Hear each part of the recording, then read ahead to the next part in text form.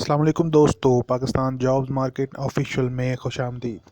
आज का हमारा टॉपिक है, हम एलएलबी 3 इयर्स के जो प्रोग्राम है उसके हवाले से फ्रीक्वेंटली आस्क्ड क्वेश्चंस यानी कि जो सवालात नॉर्मल पूछे जाते हैं उनको डिस्कस करेंगे।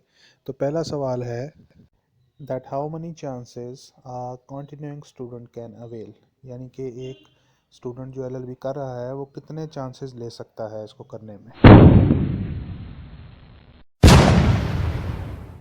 तो इस सवाल का जवाब ये है कि पार्ट वन के अंदर मैक्सिमम आप 5 चांसेस ले सकते हैं, पार्ट टू के अंदर 3 चांसेस हैं और थ्री के अंदर भी 3 ही चांसेस हैं। लेकिन इसमें ये चीज़ भी ज़रा गौर रहे कि 2025 से ऊपर नहीं आप जा सकते, क्योंकि जैसा कि आपको पता है कि ये डिग्री ख़त्म हो चुकी है।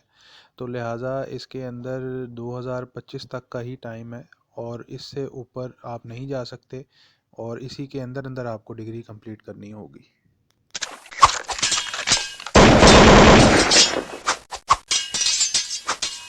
अच्छा, तो नेक्स्ट क्वेश्चन की बात करें तो ये सवाल भी बहुत से लोग पूछते हैं और बल्कि कंफ्यूज हो जाते हैं कि चांस का क्या मतलब है, ये चांस को क्या कहते हैं और इसको अवेल कैसे किया जाता है, इसका मतलब दरअसल क्या होता है।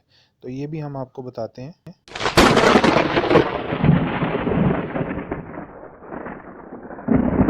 तो इसका जवाब ये है कि हर एनुअल एग्ज़ाम जो कि यूनिवर्सिटी एनुअल एग्ज़ाम कंडक्ट करती है, फर्स्ट एनुअल, सेकंड एनुअल या थर्ड एनुअल, वो एक चांस कंसीडर होगा।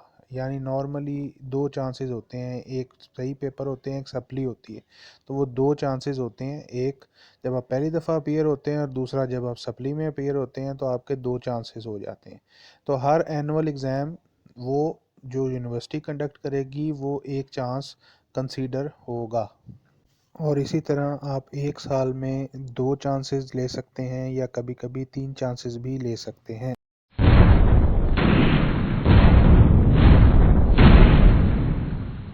अब तीसरा सवाल ये है कि what are the passing marks.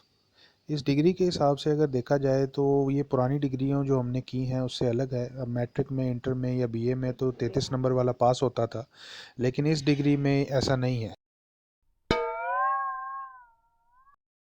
तो ये डिग्री क्योंकि एक प्रोफेशनल डिग्री है और हर प्रोफेशनल डिग्री की ये रिक्वायरमेंट होती है और ये एचईसी की रिक्वायरमेंट है कि वो सेकंड डिवीज़न वाला ही उसमें पास होता है। और सेकंड डिवीज़न यानी कि 45% को सेकंड डिवीज़न कहा जाता है।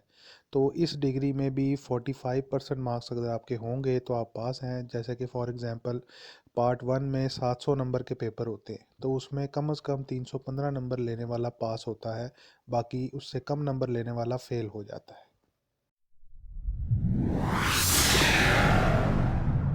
तो चौथा सवाल जो कि अक्सर पूछा जाता है कि एलएलबी का मतलब क्या है, एलएलबी स्टैंड्स फॉर व्हाट।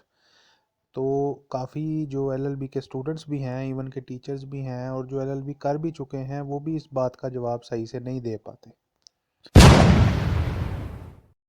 तो एलएलबी का मतलब होता है बैचलर ऑफ लॉ।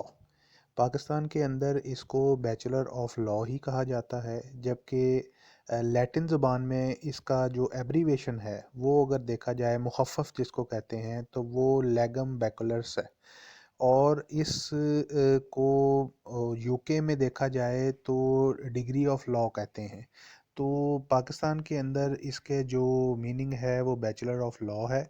तो लिहाजा इसमें काफ़ी लोग कंफ्यूज हो जाते हैं, तो कंफ्यूज होने की इसमें कोई बात नहीं है। इसका लैटिन में जो मतलब है लेगम बैकुलरस, उसको भी अगर ट्रांसलेट किया जाए इंग्लिश में तो वो भी बैचलर्स ऑफ लॉ ही बनता है। तो लिहाजा कंफ्यूज नहीं होना इसमें आपने।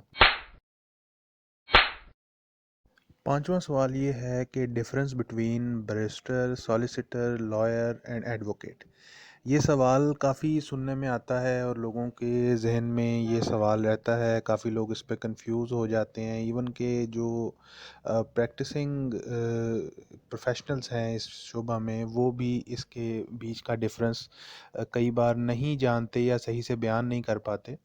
तो ये एक सवाल है, मैं ये चाहूँगा कि आप कमेंट्स में इसका जवाब दें और इसको हम पार्ट टू में जो आप सवाल पूछेंगे उसको मिला के इस सवाल का भी हम पार्ट टू में जवाब देंगे।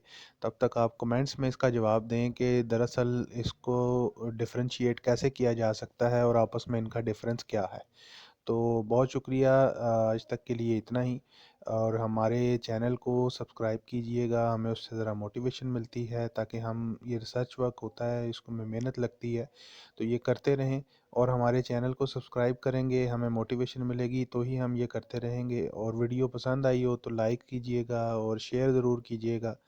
और बहुत शुक्रिया, थैंक यू।